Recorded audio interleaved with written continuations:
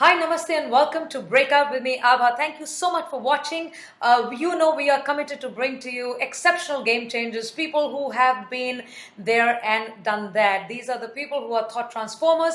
They are accomplished people, empowered men and women who've been there and done that. And guess what? They have agreed to share this whole rule game with us. They have made new rules and they're going to demystify the rules game for us so that we can break out of what we find limiting and break into something that we find necessary for us, because they teach us that there is only one rule to life, and that is that there are no rules to life. We just make them up all on the way because everything is figure outable. Now, as I said, we get exceptional people over here. My guest today is yet another exceptional woman, known as America's stress and burnout doctor, an award-winning behavioral sciences professor, clinician, and author from Boston, Massachusetts.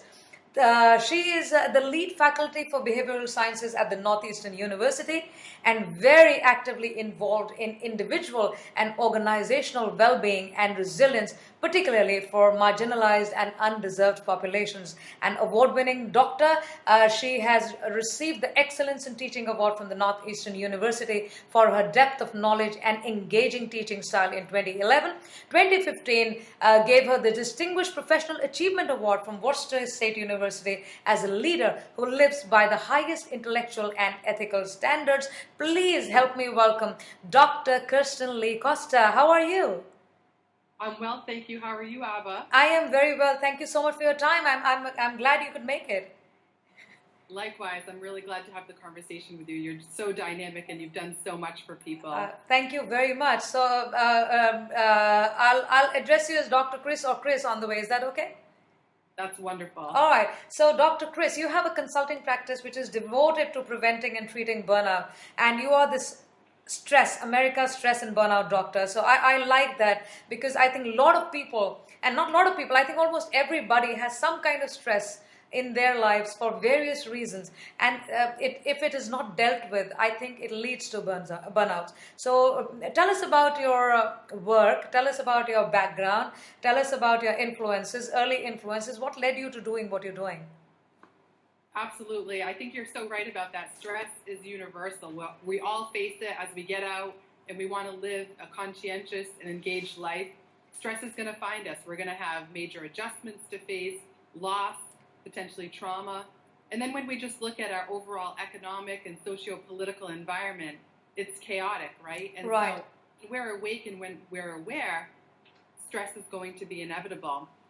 And this is something that I learned very early on. I've been a mental health practitioner for 22 years now. Wow. And so in that, I've heard a lot of people's stories. You know, people usually when they're under stress, you don't often realize it. Right. And what happens is they get to that point where they're already experiencing really high levels of anxiety or potentially even personal and professional burnout. Right. And they show up and they say, what is it that I can do right now? Right. And what I've really learned overwhelmingly is that there are mindsets and behaviors and practices that we can engage in regularly that actually help prevent that mental health deterioration and overwhelm. Right. And so I've really seen evidence of that in all of my work, my clinical work, my teaching work, and my research. And it really compelled me to say, we've got to get that message out across the globe, because sometimes small things make a big difference when it comes to our understanding of stress and our action we take. Absolutely. I completely agree with you. I think it's, like you say, stress is universal. Because I have coached Olympians, Indian Olympians for the Olympics, and as their mental strength coach. So I have been working on mental strength, and stress is obviously a part of, these high performing people have a lot of stress. And I think it does need a voice now, that we need to start dealing with it in a more practical, more a more effective way, because we That's just don't right. know it. We are going through stress. We all feel we are just upset and it's going to be okay, but it's affecting, I think, all parts of our body. So I'm kind of with you on that. You've authored a book called Reset. Make the most of your stress, and you're telling people, you're teaching people that stress can be dealt with constructively. We can use That's stress. Yeah. So I want you to talk about that. That's exactly right. And I think that example you just gave of athletes is a really good one that a lot of us can relate to, even if we're not this high level athlete. Because a lot of us are just, again, highly ambitious. We're out there. We want to make a difference. We want to be change agents. We Right. want to contribute our gifts and talents to the Right. world. And in that, we can get a little bit worked up. And True. so you're right. The word can be known as eustress. Right. So this is the twist of my work, and this is, I think, what changes people's minds and gets us to shift the paradigm that not all stress is bad. When we look at the pop psychology and we look at a lot of the messages out there, it's like, in these 5 steps you can solve stress, or perhaps you should run away from stress. Right. But we know that the eustress is sometimes referred to as good stress. Right. And that's the stress that brings us to task, that helps us to perform, that gives us the motivation, the adrenaline that we need to stay focused, to perform well. And that sometimes can be overwhelming if we run on adrenaline all the time. And that's kind of the hook for those of us who just can't say no, that just love creating and love, to say yes to everything and to get our hands involved in everything. And we just really want to be goal driven. Sometimes we can have a little too much of it. Right. But it's really important that folks know that if you're stressed, whether you're under just the pressures of work or your family life or your personal situation, that means that you are conscientious, Right. that you care, that you're aware, that you want to make things better. And I think that's the key thing, is that our bodies are designed, in our brain we have a mechanism known as the amygdala. Right. So the amygdala is just a small almond shaped mechanism in our brain, and it sends out those adrenaline for us, and it helps us perform. However, when we're really overwhelmed, what happens is then we start feeling very anxious, and then we're not able to access the reasoning parts of our minds that Right. are so important. Right. So the first thing I always let my students know, I use my book and my work in my classes at Northeastern, so we really get involved in the conversation, and just letting them know that if you're stressed out, it's not a moral failing on your part, it's not a sign of weakness, Yeah. it's not bad or wrong, it's not good or right, Right. it just is human. Right. And we have to understand it so then we can harness the good stress and Right. the energy that it brings, True. but also be protective around the distress and the aspects that can start to take a toll on our mind, spirit, and body. Right. But I think a lot of illness in the last, I think, 5 or 10 years, I personally experienced, with wherever you go, doctors are saying you're sick because you're stressed out. Somebody is falling. Oh, it is because you're stressed out, and people don't know what to do with it. You're having symptomatic medicines to sort of bring down some kind of weakness or illness, and it's all being blamed on stress. However, I mean, the way you're talking about it, stress is that part of our lives which actually moves us forward as well. So if we are able to identify which one is which, I think it's just easier on us, and we are probably being able to use it better. So I think it's become fashionable these days, and everybody is working around de-stressing themselves. So I like what you say, that it's okay to have stress. It's human. Let's just make the best of it. Okay. So we can visit you on resetyourstress.com. Is that your website? That's correct. That's great. So it's resetyourstress.com. I am also very keen, because I just mentioned I worked around the mental strength for athletes, high performance people. There is this quote which says there is no health without mental health. And Yeah. I think it is one of the most important. I'd like you to expand on this, to let everybody know why mental health is so important, and why we must always be more careful about our mental health. And I think the physical health is going to follow anyway. Absolutely. So the World Health Organization looked at global statistics, and that was their claim and their assertion. There is no health without mental health. And it grabs us, right? You hear that and you say, yeah, that's so true. If I'm not emotionally grounded, if I'm not feeling well, if I'm saturated with all of this anxiety, then no matter what I'm accomplishing or whatever I have in my life, it's very difficult to enjoy and appreciate that. And like you were saying, the American Psychological Association says that most people don't even know how stressed out they are until they start to get physically sick. Right. So we know that emergency room visits are on the rise. People are having heart palpitations. They think they're having a heart attack. And ultimately, it's stress.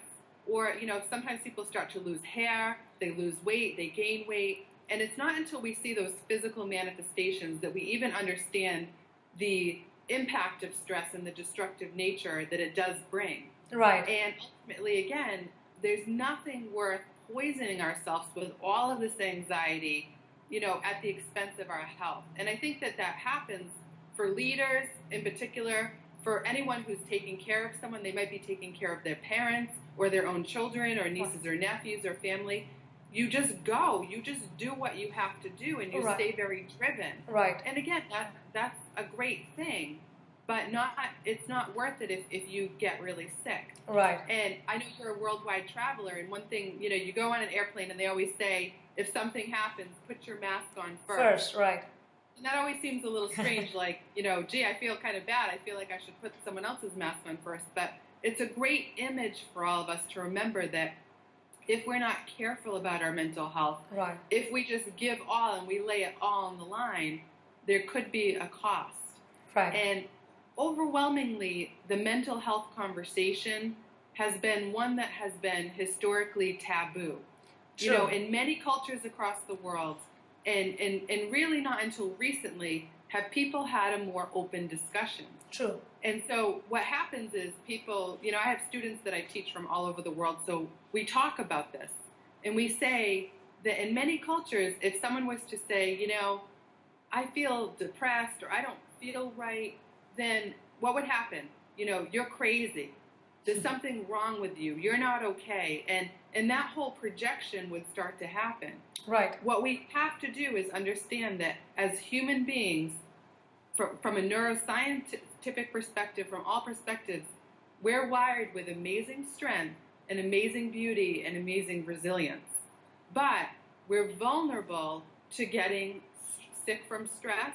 Right. And also, some of us just have more of a biological tendency towards depression and anxiety. True. I know that's true in my family. My mom has struggled with chronic depression and anxiety her entire life. Right. And also chronic health issues that right. often go hand in hand. Right. And so even from a young age, I became very aware of what that can do, how disruptive that can be. True. And so we have to really pay attention to, changing this conversation, to be brave and to say, I can be an expert in stress. I can be this, on one hand, I can be this top leader and I can get so much done. But on the other hand, this is hard for me. And I've got to pay attention to it and not let myself get to the collapse point. Right. Because I think all of us have had that collapse point at one time or another. Right. When we're high achieving people and when when we're conscientious. Right. And I think I would really want to take you to that experience that I've read about, your own experience, where you have dealt with anxiety and perfectionism. And I think it was one of those times where this high demand thing that on your space was there. And despite the fact that you are a stress doctor, you are intellectually very, very savvy. It's very well known what you do. But tell us about that experience so that people can see and viewers can know that it's normal for everybody. We need to start receiving it with more openness rather than looking down at it or judging it as something wrong. So I really would want you to share that one. Absolutely. So I recently wrote an article in the Huffington Post. It was my breakup letter to perfectionism. And again, I think a lot of us are introduced to perfectionism at a very young age. Those messages are reinforced, especially I think for bright people or people that just have that personality or that essence. And it can happen actually disproportionately to girls and women, right, especially. And the message I think across our cultures is, what you do is who you are. Right. And I think we have to be very careful with that because we're so performance driven. It's all about being performance driven or being perfect. And I think those messages are reinforced. You're doing a great job with this, or keep going no matter what, or get that A. And I think that that's a message that we want to teach, excellence. And we want to teach everyone to reach their fullest potential. But I think there has to be carefulness in that messaging that we get early on about our identities, about Right. who we are. Right. And it's not what we do. Right. And so for me, I think I've always, just had that ambition and that desire. I've always wanted to make a difference. I've always been very aware of our human strength, but also the needs we have as human beings. And then I think, like many folks who are doctors, who are serving other people in any role, whether they're leaders or they're teachers or healthcare professionals, the work that's people-oriented is very demanding of us. Right. And it's very difficult to set a boundary because there's just so much work to be done. And I think we feel the heaviness of that. Right. And we want to be responsive to it. But what's interesting is after all of these years as a practitioner, giving of myself and seeing people not only get very sick from stress, but, I've seen people die because of stress-related illness. And I've seen a lot of really, really difficult things. And so you think that the message would get through, or my training as a clinician, that, that I would just be this picture model of stress and that I would never feel stress. I think that's what people would imagine. Right. They see your degrees on the wall or your nice suit coat and they think, wow, she's got her act together. Right. What was interesting for me is that one of my worst burnout moments was when I was getting my doctorate degree. And the irony of that, Abha, is that I was studying burnout and resilience. So that was my research area. And here I was, my children at the time were in their early teenage years. So there was a lot going on just in parenting them and helping them through their stress. And I thought, I'm going to get this degree fast. I'm going to push myself and I'm going to do it. And I'm going to continue to work and do all these things. And at the end of it, what happened is my body said, No. slow down. And so I started to not feel very well. And I had already developed my reset model. So I started to really put it more in the forefront of what I was doing, making it more of a priority. And one of the things that I did that was extremely helpful was I started to do acupuncture. And that really started to bring my body to a better state of homeostasis Right. and restoration. But that moment when I started to realize, this is ridiculous. Here I am telling everybody else what to do, studying this, making this my expertise, and yet I was a hypocrite. I was not doing what I needed to do. Right. And that was a turning point for me. And every day is still difficult. Right. Every day is a day where I have to practice what I preach, so to speak. I have to engage in certain mindsets and behaviors that keep me sustained. And that's a word I want people to think about, sustainability. Right. We have to think about our earth, our environmental sustainability. Right. We have to think about, is what we're putting on our shoulders sustainable? Is the pace we're doing sustainable? We wouldn't dream of running our fastest through a marathon. Right. But that's what we do in our everyday lives. Right. So we have to think about what will sustain us Uh-huh. and how are we going to engage in conscious self-care, Right. which is a fancy way of saying constant attention to our mental health, to our whole health needs as people. Right. Because otherwise, there's a quote out there that says, burnout is the new normal, and burnout is inevitable. Right. But it doesn't have to be if we're conscientious and we engage in the right mindsets and strategies. So, fantastic. I think the word sustainability is very important here, and we need to start looking back to what we are doing and looking back into what we are up to be able to assess if we are doing it, doing too much of it, doing too little of it, or more than what is necessary. Because I think this whole thing, that's running after stuff, and this whole achiever mindset, and this whole high performance thing, and this competition, and this whole thing of, everybody is wanting to be somewhere, and there's no way to get out there. There's so much exposure, there's so much talk out there, but nobody knows how to get there, so somebody is doing it, so it's confusing, I think, for people's minds to be able to even think through the entire thing reasonably, or in a way that is constructive for them. So sustainability, I guess, is a great word there. You talked about your kids and you talked about children earlier. I think we see a lot of kids being stressed out these days, and now finally the focus has come to the place where we say the kids or the children's mental health is more important than their test scores and grades. Are you also working with children or schools or some places where we're dealing with this? So I've worked with all ages, throughout my career, and right now one of my focal points is college mental health. And that is an area where we just see unprecedented levels of stress and anxiety. Right. And again, I think we both understand this, is that there are unprecedented opportunities for all of us now. Right. It's amazing the opportunities we have, and we have to celebrate that. But however, it creates a hyper-competitive situation where it feels to many of us that it's never enough. Right. And so one of my students calls this, they say, I feel like I'm always jumping through another hoop. And I think it's a great way to think about it. Starting from that very early age. Right. Kids are starting to talk about college when they're 5 years old now. Right. My daughter is 12, and she's already deciding with her friends what college they want to go to. And I asked them, I said, where is that coming from? And I think parents are talking about it, teachers are talking about it, and it's almost like as if they're planning their lives in a 7th grade classroom. So it's strange, because you talk to her and she's talking about all these things. I get surprised. But in any case, I think we have people like yourself who are now talking about it, and slowly I think people will pick on that. And we'll see more openness around this area of mental health. Dr. Chris, you're known for advocating mental health integration in social policies and institutions to facilitate access and improved health outcomes across the globe.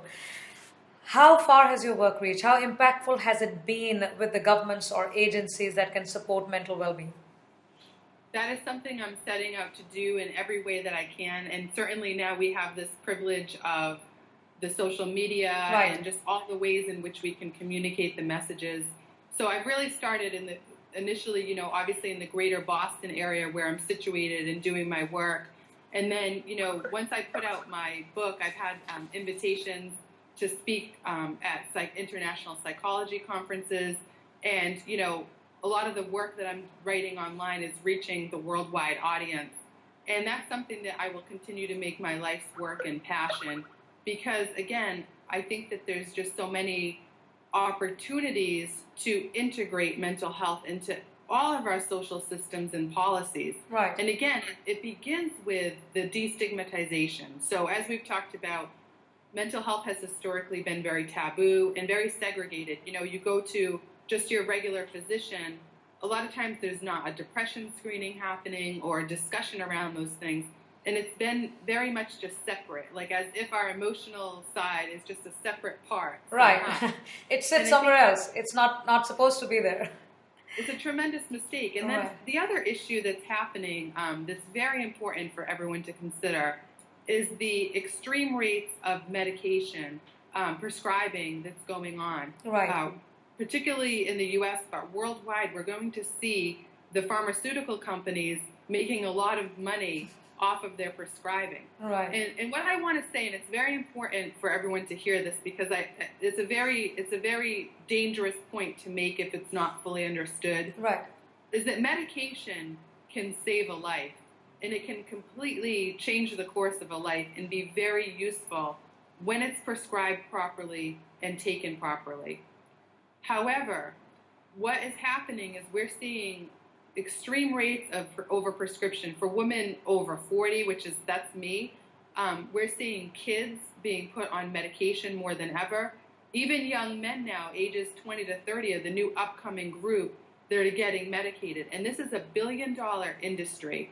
And what the issue is if you think about any problem in life, it usually is complicated and it usually requires multiple solutions or multiple steps to help resolve it. Right. What's happening is many folks are taking medication only without cognitive behavioral therapy or other evidence-based treatment practices or what's known as lifestyle medicine. Right. So I was recently at a conference at Harvard University, Harvard Medical School, and we had a lot of discussion about this. I don't know how new the term is, but lifestyle medicine. So that's about getting proper sleep, about eating well, about staying hydrated, about exercise and movement and meditation practices, all the things we can do in our lifestyle that actually contribute to our well-being.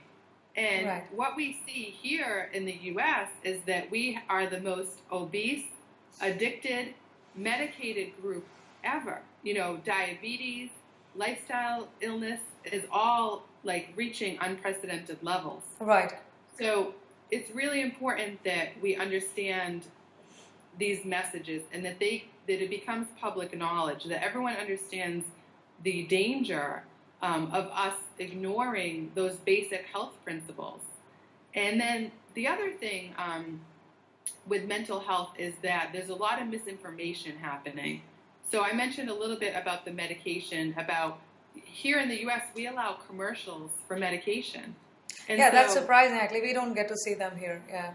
We have direct-to-consumer ads, so it's like, if you feel a little sad, then here's your pill, here's your solution.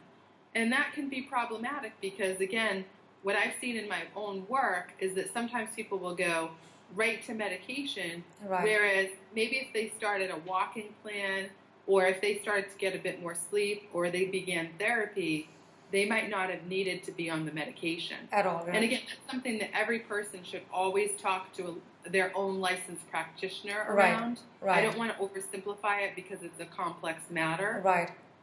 But it's important to be very mindful and very aware that the medicine should not be like the one-stop all if someone's experiencing any form of mental health struggle. Yeah, I think that's a great point there because we see these over-the-counter medicines being advertised, but I think that's where it stops. But if you're having something for a mental health issue, it says, oh, okay, this is what you can take. I think a lot of people don't go to the place where it is because I think the causes are so deep sometimes and so different from what is visible on the face that dealing with mental health in this manner can be devastating at times. I think I have seen a lot of people go through various kind of serious and very, very severe stuff just because they didn't know what to do with it. So if I'm quite happy that, I mean, I'm glad I'm talking to you because this must go out there.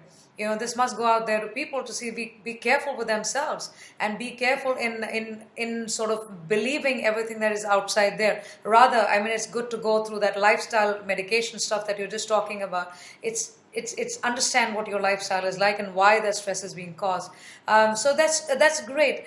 Chris, I want to talk to you about, you just talked about the whole idea of having so many opportunities now. You know, we are in a place of unprecedented opportunities. We are celebrating that, but we are not. We also have to celebrate ourselves. So somewhere there has to be a level of compatibility between the opportunity and the person, and how we're going to get there. And this is what's causing a lot of stress and burnout in people. Now, you are in your book, The Reset Your Stress book. You talk about key evidence-based habits and mindsets to navigate through through stress and how to leverage stress. So if the viewers were to start doing something now while they're listening to this and say, okay, listen, I know it's not 5 steps, but there are certain things that we can seriously sort of go out and do ourselves. What would you suggest? The first thing is changing our minds. A lot of times the way we think can be problematic, especially when we're overwhelmed. When we're overwhelmed and we're feeling a high level of stress, a lot of times we start to think and think and think, and not so much in a productive way. Right. And so my first part of my model is about realizing where you're at. It's stepping back and saying, you know, what's happening in my life, and am I just kind of making decisions out of my emotions or my distress or my adrenaline, or, you know, is there another way for me to look at this? And that's called reframing in clinical terms. Right. And also in psychology, this is known as a primary appraisal process. So Right. really challenging ourselves when we start to blame ourselves, when we start to feel really negative. And when we're feeling that way, what we do is we ignore our strengths. And as you said, in this time of amazing opportunity and pressure, we have to not look at ourselves in such a negative way. We have to look at ourselves from a strengths-based lens. Right. Which is a fancy way of saying is, don't just ignore all the good things about you or all your positive attributes, but really focus in on them and what is possible. Right. A lot of times we get so overwhelmed, we get in that negative stew of thinking. And that can really be disruptive. True. And there's a term for this also called rumination. Right. And very bright, ambitious people fall into the traps of rumination. Mm-hmm. It means our mind just goes and goes and goes, and it wants to try to solve the problems, and we can't shut it off, and we can't sleep at night. And a lot of us ruminate. I do it too. But I've learned to practice ways to shift my thinking. Right. Okay, this isn't helpful anymore. This isn't productive. Right. And all this is doing is making me more anxious. Right. So the number one thing we can do is to look at our thinking, to be self-reflective, to be aware of the way in which our mind is conveying information to us. Because really that's the crust of stress, the stress research that Right. tells us it's all the meaning we make of a stressor, Right. of what's happening. If we're looking at it and saying, oh, this is all my fault, or I'm never going to, if we start using language, it's always bad, or it's never going to be good, Right. that's not very helpful. We have to be careful about how we think and the words we choose to frame a particular situation. Right. Right. I think it's important to play from your strengths. And most people the moment something goes wrong, I think they immediately go down to improving their weaknesses, and which I think is a parallel process. It cannot be one against the other. It's not mutually exclusive. It has to work together. And I think you can improve weaknesses only by working through your strengths. And most of the time we just forget them when we get into this state of overwhelm or anxiety or worry or whatever, or failure or fear or whatever we may want to call it. So if I were to ask you, because we are what we think, and our thoughts are things. So it's important for people to understand that we need to be able to run through our head and to be able to understand what we are thinking and where it is coming from. Is it serving us? Is it not serving us? Is it something that is correct, or is it something that is already gone by and irrelevant? Is there a process that you've devised which people could, I wouldn't want to talk about, there are lots of stuff going out there for people to be able to identify their thoughts and to let them know, think positive, think this and that is going to happen, and there's so much stuff out there. Is there a process in your book, Reset, Make the Most of Your Stress, where people can actually go and figure their thoughts and work through that system? Is there a methodology or system there? There is, Abha. And so I give a lot of opportunity for, I mentioned it's important to be aware. And we can't be aware until we start asking the right questions. Right. So there's opportunities to continue to ask yourself questions. And also to, even on a very simple level, to know that when you're really under a lot of pressure, when you're overworked, maybe you're overtired or you're not feeling well, it's not the best time for the in-depth analysis of your life. So that's not the time to engage in the mental gymnastics and to start ruminating. Right. And so it teaches to identify when that's happening. Now, the beauty of psychology and this type of work is that sometimes just having a name for something, it helps us stop the behavior. It's very interesting. Just when you start to raise that self-awareness, you start to name those processes, you start to know what those traps are, then you get good at navigating, you get good at maneuvering around them. Right. And so, absolutely, so the model that I have includes, 5 different practices. And again, the first part of it is this realization, this awareness. And again, it's about challenging those automatic negative thoughts. You're right. Because they happen for all of us. They're called cognitive distortions. Right. And, there's many cognitive distortions, and I speak to them in my book, the ones that we most often fall into the traps with. They're very universal. They're very human. Like, one example is catastrophizing. It's almost like something goes wrong. We think it's an emergency. Let's say you're a student and you fail a test.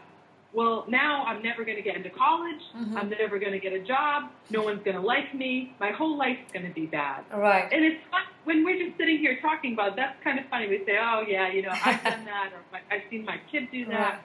Right. But, we do that. People are very afraid, I think, to make mistakes. Right. This is another shift that we have to make in our thinking. Right. Mistakes are going to happen. Failure is going to happen. Any great person out there knows that they fell into many traps along the way. They had many disappointments, many difficulties along the way. And that is what actually brought about the strength. That is what brought about the wisdom and perspective. Right. And I think that we have to, the main focus in Reset is building resilience, okay? And resilience, by definition, is the capacity to endure hardship and to be able to come back and bounce back and become stronger. And my favorite example is that of a tree in a storm, a palm tree. It gets blown down, and you think that's going to break, but then it comes back up. Right. And not only does it come back, but the roots get stronger. Right. And this is a very powerful example in nature. It also speaks to us as human beings. True. If we have a mindset of resilience, and we believe in our strength, and we believe in our power, and we believe in our capacity that life doesn't have to be perfect. Life is messy. Life is chaotic. Life is anxiety-provoking. Right. But if we can embrace that and know that that's okay, that those two stories or those two narratives are just okay, we're going to really be able to move forward in our thinking processes and change the way we think. And once we change that thinking, our behaviors, our emotions are going to be so much better off. Different, right? Absolutely. I think it's important for. I was recently. I connected with somebody who's known me for a very long time, and this particular person has this whole victim mentality. Something happens, and he thinks he's the one who's probably suffering, and he suffers in real. It's like you talked about a cognitive distortion. This man is suffering come what may, whether or not something happens. So I'm going to suggest this book to him. He must read this, and he has to sort of identify, or probably, he has to stop doing the victim part and probably just define it some other way or use a different word for what's going on. Probably that's going to help him. So your book is Reset, Make the Most of Your Stress. I think everybody should go buy that book. Chris, tell me about, we've talked about your little bits about how you've gone through your own little disturbances and anxieties. In particular, any challenges that you faced, which you got out of on the way, which you can share with others so that people can see that it's normal. Like you say, life is messy, mistakes are okay, and it's chaotic, it's all right. And we got to start feeling all right about all these things and thrive in the chaos, if at all. And that's probably what your book talks about. So, any challenges that you think you can share with us and that you really did come over? Well, I think it speaks to your friend, that victim mindset and the sense of why me. And I think that for any of us that have dealt with anxiety, you think you're the only one. You think that it's just unique to you, but yet it's all of our situation. Particularly when, again, we're smart, we're engaged, we want to set out to do our work well. And so for me, what I think people will want to hear is not only my story, but the story of so many that I've served in the therapy room, in the classroom, and in the boardroom when I work with companies and organizations around how to deal with stress effectively, is that, again, we can live with a tremendous amount of anxiety, which has been my story. Throughout my life, I've been very, very anxious. But again, no one would know. I have a big smile on my face, and I'm happy, and I'm positive. But yet inside, that anxiety has often done a number on me, and I worry so much, and I'm so hard on myself. I think that that sense of feeling alone in those moments is very difficult. Right. And as I said, with having my mom deal with her own anxiety and depression, from a very young age, I had to be very mature and very strong and almost be, just in a situation where you feel like sometimes, just so aware of the heaviness of that burden. Right. But what I've learned, particularly through my clinical training in my adult life, that I'm not alone, and that I think those challenges, that anxiety level that I felt, has actually made me very empathic. It's drawn me to the work. It gives me perspective. The number one question people want to ask me when they come to see me in therapy is, well, have you ever felt this way? Because they don't think it. Like I said, they see you as very put together. Right. No, it's very surprising when I reveal to people that I've dealt with pretty heavy-duty anxiety. They're like, I can't believe it. It doesn't seem like it fits. Right. I think that's what everyone needs to know, is that even if you feel very stable as a person, even if you are accomplishing great things, and all of these things are true, it can still be true that you deal with anxiety. Right. And as I stepped through the different stages, I also became a mom at a very young age. I became a parent at 21. And that was a lot of pressure to start a family so young, to start my career so young. And so all through that, I had to make sure that I was practicing, the right strategies and the right mindsets in order to keep going. And I think for me, when I first entered into higher education, I was so nervous. I think like many people, especially women, face this. You don't know if, you're good enough. You're not sure if you really belong. Right. Or someone finds you out. And this is called imposter syndrome. Yes, I know. And I was having it big time. And, and there's so much pressure. And then I'm not realizing, okay, I'm at a point in my development. I'm going to learn. I'm going to keep growing. And, of course, a lot of my colleagues, their resumes were like 100 pages long, and you're thinking, oh, no, But we have to not compare ourselves. We just have to understand we're always developing. We can give it our best, but we have to be self-compassionate. Absolutely. It really does us no favors when we beat ourselves up or we just stay stuck. Right. And that's what I want people to know is you don't have to stay stuck. Right. You're not the only one. And action can be taken to really then enjoy life and to celebrate both your quirks and your problems, right, and also your beauty and your consistency. True. I think it's the very we are living in a society which competes and compares very poorly. So I always say that if somebody is ahead of you, get inspired, and if somebody is behind of you, stay grateful, because I think you are so unique that it's not possible for you to compare yourself to somebody else, and because they come with different DNA, different strengths, different weaknesses, different circumstances, different mindsets. Where is the comparison? We can only sort of figure in our own minds how we can do our best at any given point of time. So I'm so happy I'm talking to you because you're doing great work there. What would be your big vision then? Let's see your big vision for the real world. You're working in this space which I think is extremely important, and everybody must be talking about it, and everybody should be looking into it as something crucial for living a good life. And so what would be your big vision for the world? Or if there's one, or if there's already one, I would love you to share that with us. My big vision for the world boils down to one word, and that's integration. So integration of mental health awareness across our policies, across our companies, across our schools, within our families, that we are thinking about our social, emotional needs, that we are responding to each other as whole, beautiful, complex human beings. And for ourselves as individuals, the integration of the two narratives, the belief that our pain, our struggles, our issues are just as important as our beauty and our strengths and all of those sides. That we accept ourselves. That we say, this is all true and it's okay. That is really important. The integration of perspective, the belief that, again, humans are beautiful and very capable, and also we have struggle. And Right. that's just being human. Right. So I That's think integration true. is really important, that we put all those sides together Right. in a more thoughtful way than what's happening right now. Right. I think it's two sides to the same coin, and it's strange that we love the pleasure part of life, but we hate the pain part of it. But I think we can only live the pleasures if we understand how to live via pain. So we miss the via part, and a lot of people don't understand that.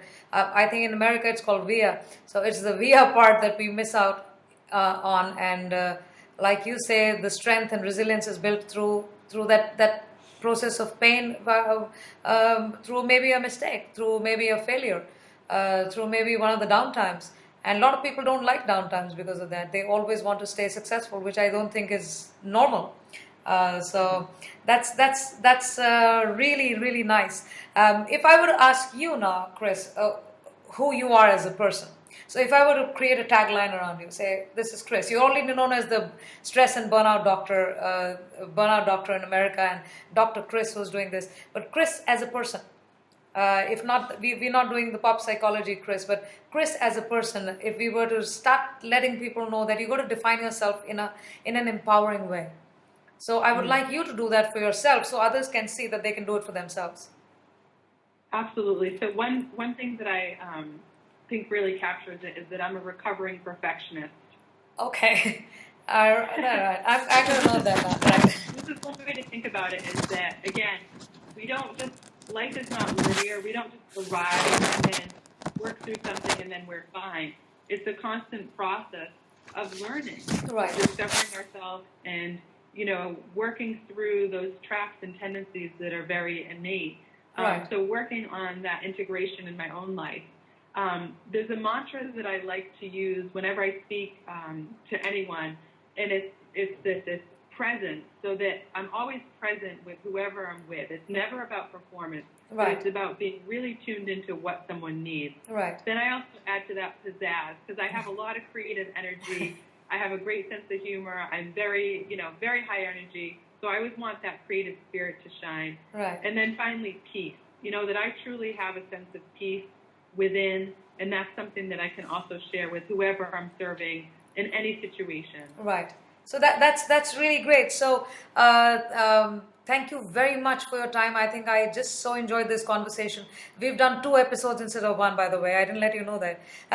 So I wish I could have spoken to you longer, but thank you very much for your time. This is really, really important information that everybody should know more about. So wonderful, wonderful speaking with you.